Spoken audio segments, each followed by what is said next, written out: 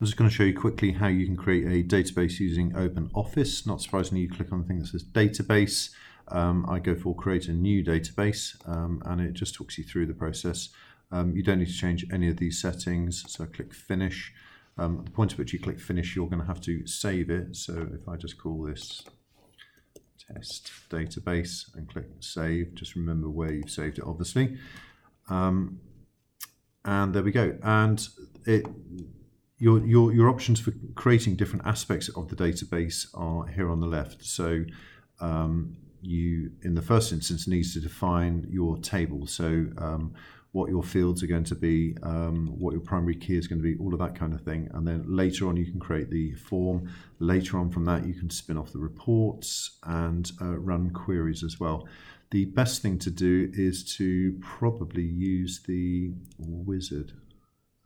Actually, no, I'll show you. Look, so if you click on create the wizard, there are kind of predefined databases that you can use. So if you know it's going to be something to do with expenses, it will give you all the kind of fields that you might typically want to put in for an expenses database, or for orders. You've got customer ID, employee ID, all of that kind of thing. But we're not going to do that. So don't use the wizard. Instead, click on Create Table in Design View. And it's relatively straightforward. So you would put the field name in there and then the type of data that's going to go in there. So it might be user ID, and it will try and second guess what type of field type it is. So in this case, it said text varchar, which is a variety of characters, but you might say, actually, no, it is just going to be text, and then a fixed length. So you could say it has got to be like a 4-letter text code. And then when you're happy with that, you can click on the next one, and that could be date. And then date is quite clearly going to be date, like that. Or it can be yes or no, question mark, a field where you pose a particular question, and that's going to be, scroll down here, there's Boolean.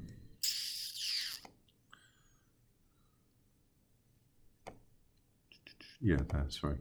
When you're happy with that, you can click on save, but watch out for this. It's going to ask you, so I can save it as table 1. Yeah, it's going to ask you about a primary key, because every database needs to have a unique field in it, a field where the data in it is unique to that particular record. So if I shut that down now, what I can go for is record number, and that I'm going to make an integer.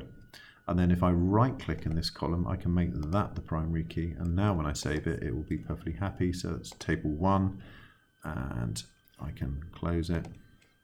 There's table 1. Now, when it comes to creating the form, the thing which you're going to use to enter the data, you click on forms. And this time it does make sense to use the wizard. So I'm going to click on wizard.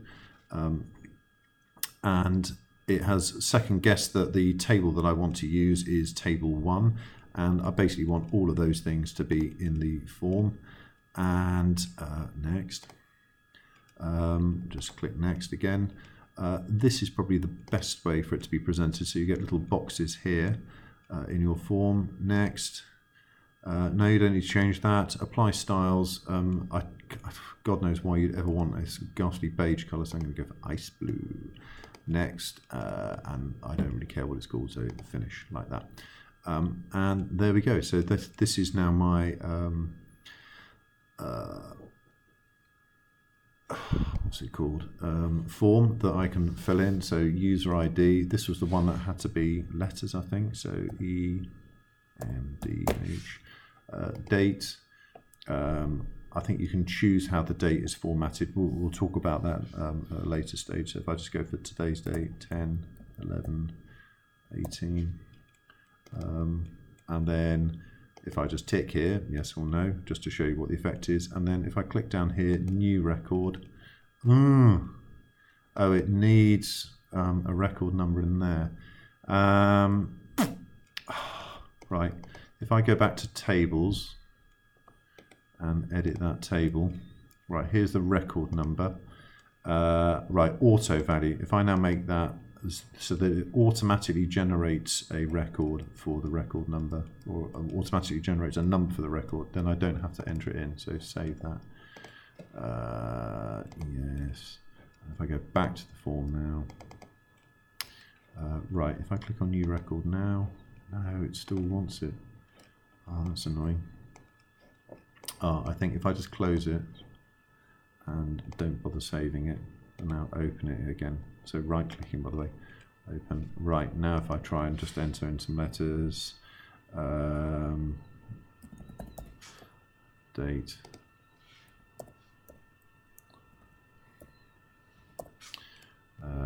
and then click yes, and then click save.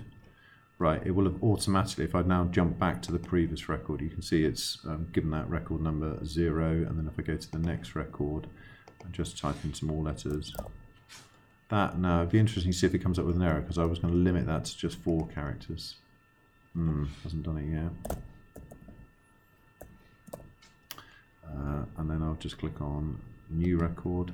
Yes, error inserting new record, value too long in statement insert, and blah, blah, blah, blah, blah. So it doesn't like the fact that I've got too many letters in here, because I pegged that at just 4. Right, so if I save it now it's happier. So if I go back to that record, record 2, you can see it's given that record number 2.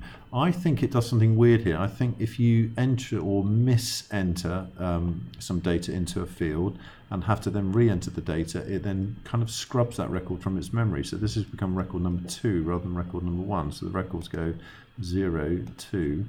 And then I think if I enter the data in properly, first time round on this one, let's go for 9, mix things up a bit. And I'll take yes again, and then save it. Yeah, so that is now record number 3. Whereas if I'd entered something in here incorrectly, I think it would have scrubbed record number 3, and that wouldn't exist anymore. So there we go. I'm going to close down the form, and if I now go back to table and open the table, you can see it's put those records in now. So those 3 records that I've got are in there, and that's the record number and whether I've ticked yes or no.